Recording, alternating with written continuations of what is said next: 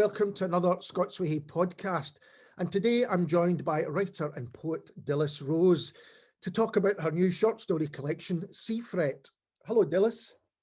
Hello, Alistair. Nice to meet you for the first time, I think.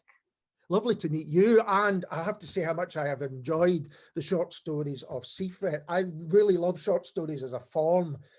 But first of all, why did you want to write this book of stories? I don't usually start off writing stories thinking about it as a book, but starting off thinking about individual stories that I want to write. And gradually over time, I hopefully get a book together.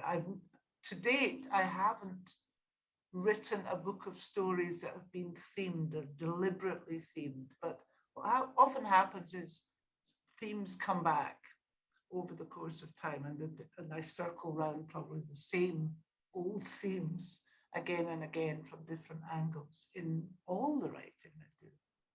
Right. I mean, that's interesting because you're right. Each story is definitely a individual and often very different, but there are themes I think that run throughout this collection as well.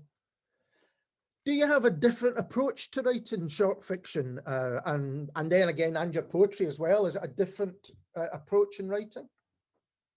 Well, I think the initial impetus is the same. I need to write something.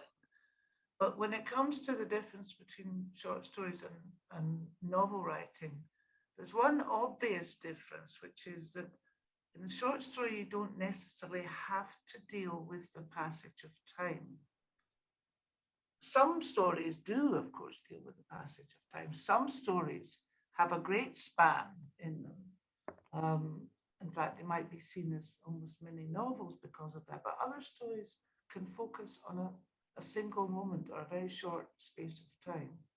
So I think to me, the story is concentrated, the drama is concentrated, it's more likely I'm going to be writing a story about it than a novel.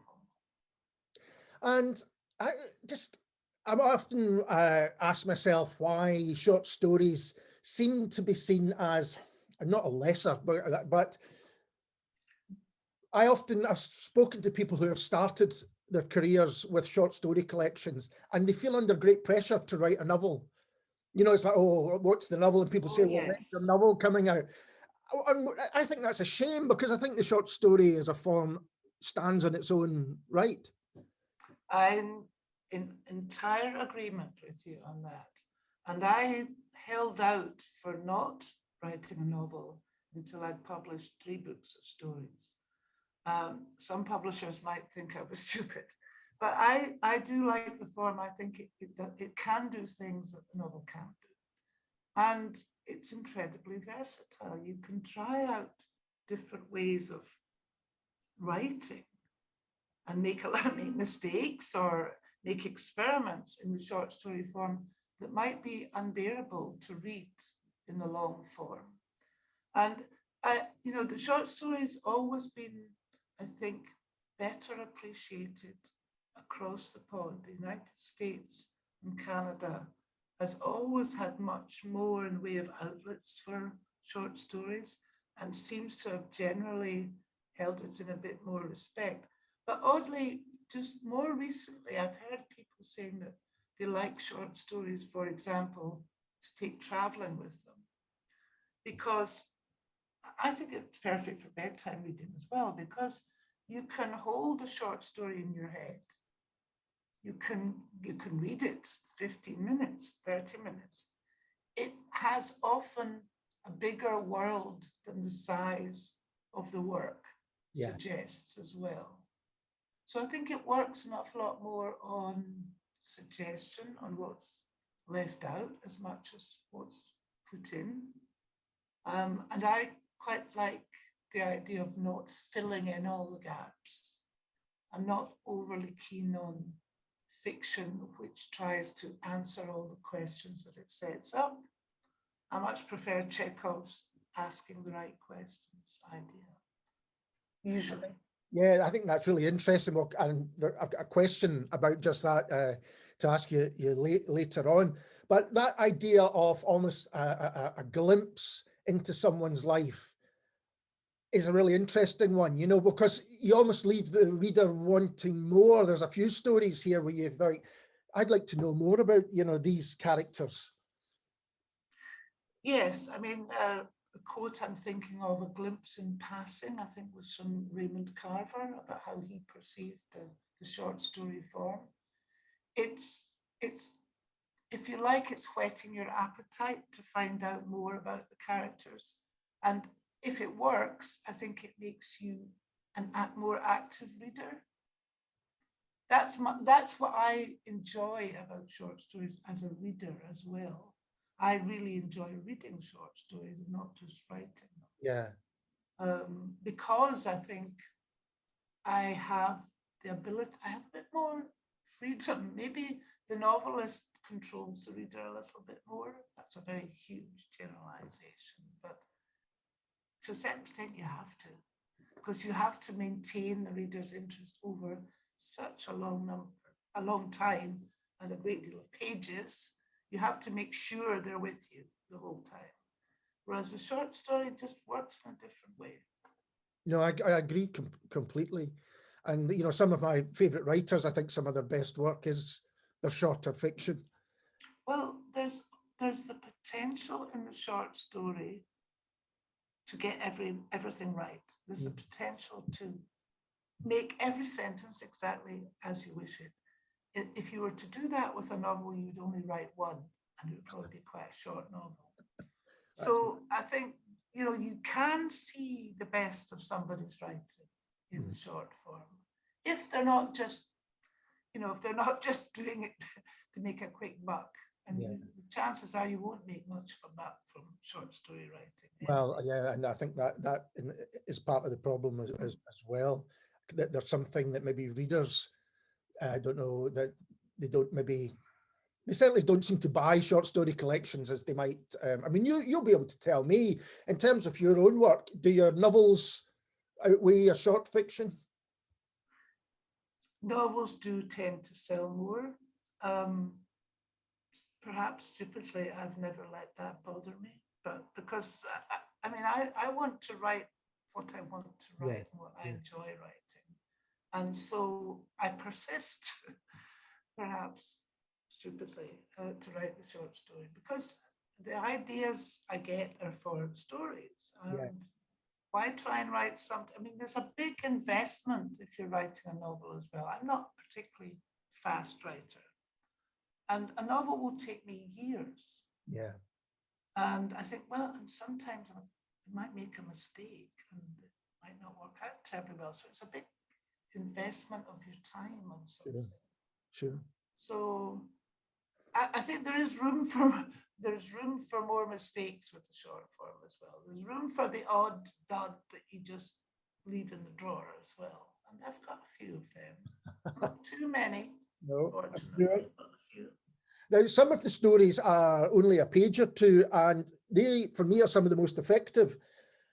Are they written quickly, or does it depend on the story? Because I guess from a reader's point of view, you go, well, that's only a page. That must have been knocked off, but that's not necessarily the case. It's an interesting form. I mean, some people talk about it, call it microfiction or short shorts or whatever, and they're almost closer to poetry or to prose poetry in that, again, some of them do have a narrative. The one about the Smoke Long story, for example, does have a story in it, and it does give you quite a lot of a person's life in the space of one page. Yeah. It's just a kind of super concentration. That is one of my favorite stories there, where you have this over a smoke break, over a cigarette break, you know, the thoughts that are going through this. That's a good one, which leaves you with, well, I wonder what happened next. It's a great one for that. Other ones, sorry to interrupt you. The reason I wrote that story was because I was doing a little bit, I used to teach the short form as well as short stories and novel writing at university level. And I did a little bit of research into it. And in China, they call it the Smoke Long story. Ah, right. In Japan, they call it in translation the palm of the hand story. But I as a smoker there, as a then smoker, Yeah. I thought this was such a great way to describe a story that can be read in the time it takes to smoke a cigarette. So I thought, in this case, the title came first. It doesn't often happen like that. And other ones which stood out to me was the kind of distinctly odd hairball. I mean, when you come up with an idea that's that kind of wacky, is that, you know, is it something that you embrace? You go, well, I don't know where that, or maybe you did know where that came from. I do know where that one came from. That one came from, I was working again in my job as a teacher, creative writing teacher. I was working with the illustration department with our students, and the member of staff, one member of staff in the art school at the time, got together with me, and we were talking about doing the same thing as we were asking our students to do, which is collaborative effort. And so he showed me one of his illustrations, which was of a house with a kind of thing that looked like a hairball to me coming out of it. And that's where the story came from. Oh, that's fantastic. I probably wouldn't have thought of it otherwise, but I don't think he even meant it to be a hairball. It's just that it was a kind of mass of giant scribbly stuff coming out of his house. Like a tumbleweed or something like that. It's such a strong image. And another one which over a couple of pages, perhaps less, that tells a story, is The Blue Beyond, the fish gutter. The fish gutter, yes, exactly. And because I've worked in the catering industry as well, and that difference between the way it's projected and the harsh realities of having a job like a fish gutter, and then he'd go, you know, going home and all of those things. And you do get the story almost of this man's life in just a short period of time. That was really taken from my own trips to the northwest coast. I love Assynt particularly. It's my favourite part of Scotland. I've often gone up and stayed in cottages up there for a week or something. And driven over, I remember driving over to a smokery. And it was a popular stop for tourists. Right. Bus tours would go and stop. It was famous smokery. And in this case, it wasn't based on a particular person. It was just my sort of flipping it around and thinking, well, what's it like for somebody who works here? And then going from the what's it like to for somebody, anybody, and then I start to kind of, then the character starts to grow in the creation of the narrative. The character started to grow, and he had a girlfriend and all the rest of it. And I think I tend to work that way, where I don't really plan out what's going to happen. It grows, and then I shape it. I'm not a planner, so I don't work out beforehand where the story is going to go. I just let it go where it seems like it should go. And do any of your shorter pieces then become longer ones, like novellas or novels? That's a good question, and I don't know if I can answer it. I certainly haven't done what some people, Bernard Malamud, for example, wrote a short story which turned into a novel. I think the novel, I've completely forgotten what that was. It was a long time ago that I read it. Both a good short story and a good novel. I don't know. I don't think so, because I think the way I work, I've got a sense when I begin something, not what length it's going to be in terms of pages, but whether it's going to be this very concentrated piece, or whether it's going to allow itself to sprawl. Because one of the story that gives Seafret its name, Seafret, that's one that I thought, oh, I really would like to know more about this family. That, you know, I could imagine that as an idea becoming something bigger.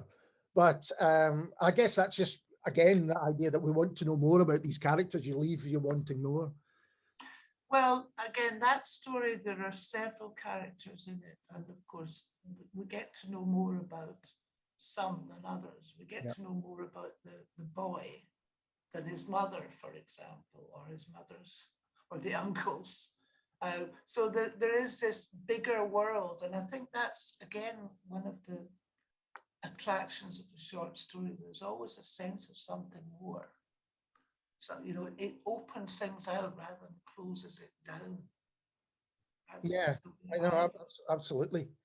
Um, just a question that's just occurred to me. How do you choose which title you're going to use for the book? You know, is it just, well, that's a really nice title for that story, and therefore I'm going to use it? Or is it your favorite story? How does it work? Yeah, it's a good question. I don't know if I can give you a particularly good answer. I think sometimes it has to be quite a simple, short title. I know that some people like long titles, but I find them quite forgettable or easy to confuse, mix them up. I think with this one, I don't have favorites, but I do like this story. Yeah. I feel attached to it. We're not always as attached to all the stories or all the poems in a collection. It's just the way it is. I quite liked it. I suppose in Scotland, people might find it odd because I've used the northeastern term for the sea mist. It's not Har. It's Har in East Lothian, where I spend a lot of my time. It's the sea fret in Northumberland, but Northumberland was where the story is set. And I really like the phrase. I think I love Har as well as a word, a term. But I think sea fret gives me something else. It gives me some connotations. I would agree. I think that it's packed with kind of a lot of meaning that you can bring into it, and I do enjoy that. And I just realised as you're saying that a lot of your novels are single words as well, aren't they? Certainly the ones that I've read. Yes, that's true. That's true. They are. One had two words. It's funny though, even with very simple titles, reviewers can get them wrong. And my second collection was called Red Tides, and it's been called Red Tights and Red Tiles. So it's like 2 words. Yeah, that's not very good to get the title of a book wrong there. Now, most of the stories have women as their central characters. Was that deliberate, or is that never a consideration? Is it just, who you write about? I don't know. Well, you've probably checked this more carefully than I have. They certainly don't all have women. No, they don't all, but I would say more than, I couldn't put a number on it, but it's over 50, well over 50. Probably a few. I don't set out to write primarily about women. I mean, my first novel had a man as a protagonist.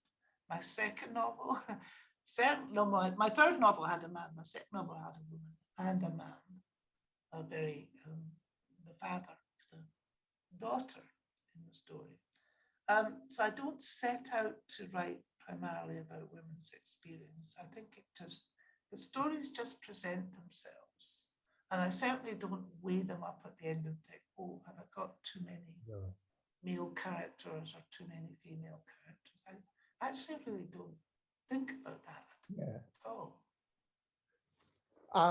Well, it is interesting, I think, as a reader, that it's still fairly rare to read about women's lives in this way, in that they're often, the drama in these stories is often in everyday life. What happens in everyday life. There's what other people might, what can I say? There's no superheroes or big bangs or anything like that. This is the drama of everyday life. No big adventures either. Yeah, no, exactly. But that's what makes them, for me, so beautiful to read, is that you're finding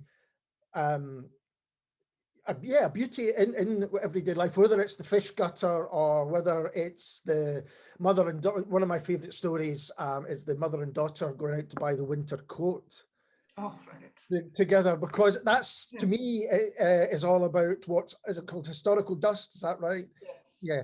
What's unsaid is nearly everything in that story, I think.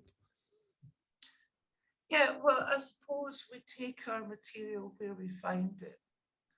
And I don't like to think of myself as only writing about domesticity because Yeah. I'm a woman and a mother and now a grandmother. But I don't see anything wrong with writing about domesticity. There are lots of things happen in the home. Lots of drama happens within these ordinary events. Yeah. The big things in life and death and all the rest in between that happen. And so I think it's probably been undervalued for a long time. Mainly, dare I say, because largely women wrote about it. And men tended to find their material in more exciting areas like travel. I've written about travel as well, but travel, war, which not so many women have direct experience of, adventures and such like. But again, I think I've written about work sometimes here. I've got a woman who's a doctor. I've got two women who are doctors, and then I've got people who they're not just living at home. But I know what you mean. It's quieter. Yeah, I guess that is, and not all of them by any means, but that story in particular, I thought you really have to read between the lines to kind of try to get a grip on what the relationship really is. And going back to what you said earlier, how much do you trust the reader to read between the lines? You know, you've got to, you're not holding our hand and saying, well, this is what this is and this is what that is. You're allowing the reader to kind of, you know, take part, for want of a better term. Well, the great thing about reading is you have to be active to read. You know, you're not watching the screen. You're not being bombarded with images and music, which is telling you how to feel about the images. People do understand, I think, what's happening. I mean, it's up to me as a writer to try my best in a story to get the subtext into the words I'm using. If I don't, and you miss it, well, there's nothing much I can do about it. But I hope that you get it without it being, sort of pushed at you. Yeah. I don't like to make, especially with dialogue, you see things are reading between the lines.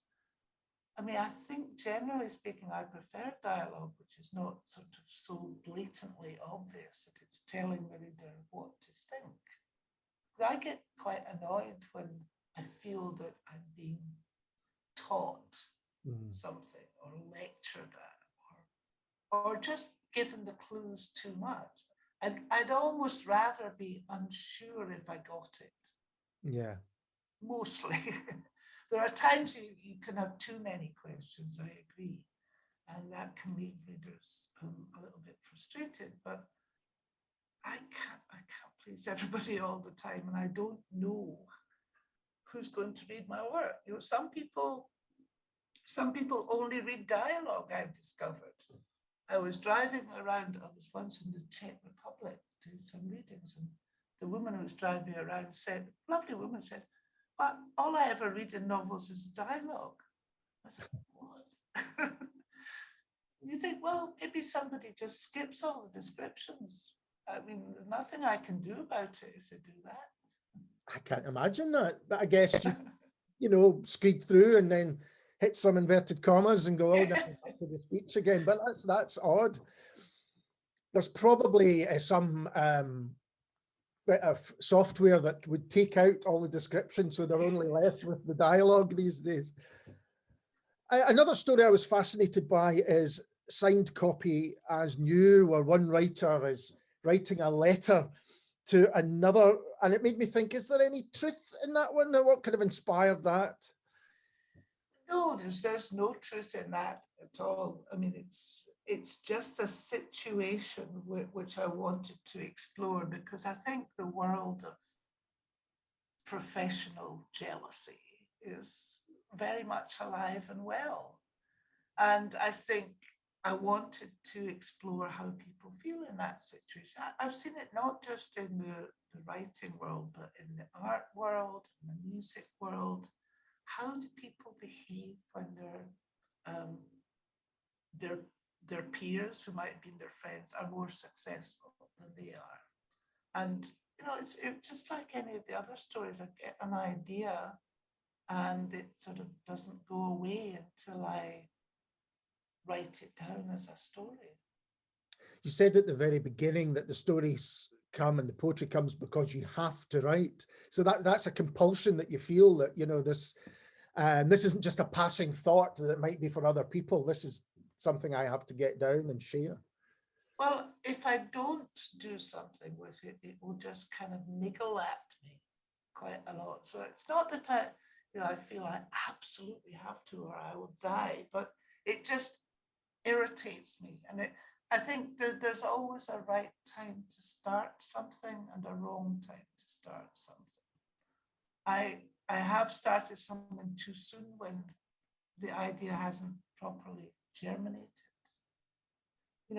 If sometimes a story is maybe based on something that I've seen or heard or experienced, and I want to write about it, and I started too soon, and it just doesn't quite work. I haven't found the core for it, or I haven't found the key to it. Maybe the key to it is better. And then there are other times where, and I try to avoid doing this, I've talked about the story to somebody. And essentially, I've just talked it out of my system. Ah, that's interesting. And it doesn't come alive anymore. So now I try to avoid talking about anything until I've written it. And you say that you've had stories which you think this doesn't work for this collection, or it maybe doesn't work now and it goes in a drawer. Did they ever come back out the drawer and be reignited? I have tried taking them out of the drawer and trying to revive them. But in, I think, every case, they've just stayed and gone back into the drawer or gone into the bucket. That's interesting. They stay there for a wee while. I mean, there's not a lot now, but Right. the one thing I used to find, that the problem is not finishing something and leaving it and then going back to it later because you've kind of gone off the boil with it, or I've forgotten why I ever wanted to write it in the first place. So that's a bad thing to do. Yeah. If I can get it to an end, even if it's a rough draft and it's messy, I can revisit it and work on it. But the worst thing, and I still do it after 40 odd years, I still let things go like that, which I really shouldn't do. That because you kind of, when you move on to the next thing, that becomes your focus. And yeah, or just because life takes over and you have to stop doing something and do something else. Say, all right, I haven't quite got there. I'll just have to put it aside for just now, and then, for whatever reason, you don't get back to it for a couple of months, 3 months, and then it's gone. So, and there's a dark side to some of these stories. Is that a fair assessment to say? Things such as Wolfskin and Arachne and Celeste. Are you drawn to darkness, so to speak, in inverted commas? well, we need darkness to see the light and all that. We need the light to see the darkness. I'm drawn to all shades. Mm-hmm. But yeah, I'm Scottish. Yes. Darkness. We need to deal with darkness, don't we? Well, no, I think that's true. And in a lot of the great short stories, there is a kind of, there's certainly a darkness. There's almost a kind of mythical part to them as well. I'm thinking of something like Thrawn Janet, or those kind of stories from way back. Yeah. And it's interesting to read, you know, kind of modern, not modern versions, but modern dark tales, if you like, that way. I'm not personally drawn to writing in the Gothic Yeah. style. Well, somebody described my first novel as being Gothic. I didn't think it was Gothic, really. But I suppose it depends on how you interpret the word. But I find when I go back and look at what is called Gothic work, I find that it just seems almost slightly comical to me now.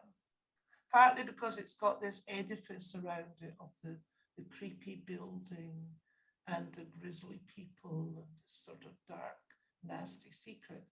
But I'm still drawn to odd things, not necessarily the darkest, nastiest. No. I like a bit of light relief occasionally too. And I also think, yeah, I like dark humor more than I like just darkness. Yeah. And a lot of these are, you almost feel like you're observing these individuals as they go about their work or their day or whatever they're doing. And is that something you do yourself? Are you someone who observes people as they go? Is that part of being a writer? I'm a great eavesdropper. I do listen to people, although they don't talk nearly as much on buses as they used to. They're too busy on their phones now. Yeah. But yes, I observe. You have to look around you. I also do quite a lot of life drawing. So life drawing is a great way to observe movement of the body. But I'm not kind of going out in the street looking for characters. I'm not sitting in cafes thinking, oh, that she'd be interesting to put in a story. I really don't do that. Somebody might by chance cross my path and I think, that person's interesting. Well, that's interesting the way they're doing something. It can often be a really small detail about somebody that starts me off, rather than if you know too much about somebody, it can be harder to fictionalize them. Yeah. Whereas if you know just a little bit, you can use your imagination and build on that to get a character. That puts me in mind of the very first story in the collection, which is an encounter and transport and traveling with a stranger and all of those things. Is that something that you've encountered yourself? Yes, that story is loosely based on my own experience of traveling on a Greyhound bus, and the fact that I don't know what it is, but I often find that people talk to me quite a lot. I don't think I'm a terribly good listener or anything, but once I sometimes come away from a chance encounter with somebody thinking, that person has told me every job they've had and their whole family life, and they've asked next to nothing about me. They don't know who they've told this information to. And that's kind of where that idea came from. That's really interesting. I don't think I ever, maybe sometimes in the pub, but strangers unburdening themselves on me. Maybe that's their like. So what's next for you now that Sea Fret is out? Without you have to give me details on it, but are you already working on the next thing? I have just finished a collection of poems. It's under consideration at the moment. So I think I'm still kind of working on that book because you always want to add a few more new ones. And I'm still in the poetry mode. If and when that finally, or not finally, if and when that comes together, I have an idea for a longer piece of fiction, but I can't talk about it, or I won't talk about it. Won't talk about it. Well, that's absolutely I fine. shouldn't talk about it now. And you mentioned you're going into poetry mode, and is it a kind of shift in that sense from writing fiction to poetry? Yes, it is. I can't really articulate what the difference is, but I just get into the poetry zone for a while, and ideas for more poems suggest themselves. And also with poems, I think one idea feeds off another idea. They're not just completely random, especially at this late stage of the book when I've got quite a lot of material there. And I'm starting to think, well, you know, there are certain themes running through it which I didn't set out to put in, but are there. And so now I'm thinking, oh, I haven't really thought about this. I suppose it's just a sense of trying to make it as good a book as you can. Yeah. Do you ever surprise yourself with your writing? Maybe you constantly surprise I yourself. hope to surprise myself quite a lot. Yeah. Yeah. I don't mean sort of, wow, I didn't think I could do that. Yeah. It's more like, oh, I didn't know that she was going to be such an important character, or I didn't know that he was going to do that. There is that happens. And I think if you don't plan, you allow that surprise to come in. I think there has to be an element of discovery for me. Mm-hmm. If I knew all the important aspects of a story before I start, I really probably wouldn't write it, because part of the pleasure is in finding out what's there. And it's not just the events, but it's finding out what's there in the imagery and in the language. And you know, I'm as pleased if I get the sentences right as anything, you know. That the language and how I use it, I won't say it matters more than what the story is about, but it can't really be separated out for me. And in that sense, does your poetry and your fiction feed into each other? Yes. Yes, they do, yeah. They do, yeah. I don't mean directly. I'm not saying I've got a poem about this and I've got a story about that. But the way I write fiction, I think, is dependent partly on poetry, because in poetry, you're thinking about the sound of the language, the phrasing at every step. And I do that in short fiction as well. I can't to the same extent do that with novel. I've already explained why not, because the perfectionist's urge would stop me writing very much at all. But yeah, I think what I learn from writing poetry, I apply. That when there's a bit of a problem there. Some people think when say, well, it's fiction by a poet. I remember somebody one time saying, this is some fiction from a poet, thankfully free of wordsmithery. And I thought, what's wrong with wordsmithery? Actually, what they meant was fancy poetic language. And yeah, fine. But then I don't write poetry like that, or I don't think I write poetry like that either. So it's this idea. Mercifully free of wordsmithery. I can't remember who said that. I just thought, oh, what do you want? Yeah. And what do you mean? Because if, you know, all forms of writing can be overwritten or over anything, you know, extreme. Exactly, but I think that the term wordsmithery has become sort of undervalued as well, or distorted, because it actually means that you're making things happen with the language. Yeah, exactly. That you're a master craft. Well, Dilys, thank you so much for taking the time to talk to me. It's been an absolute pleasure. Not at all. It's been very nice chatting to you. I think hope we haven't run over time. Not at all. Plenty of time. And all the best with Seafret as well. People should. I should say it's published with Scotland Street Press. Yes. Yeah. Okay. So people should go out. Thanks very much. And we'll be back soon with someone completely different. Cheers.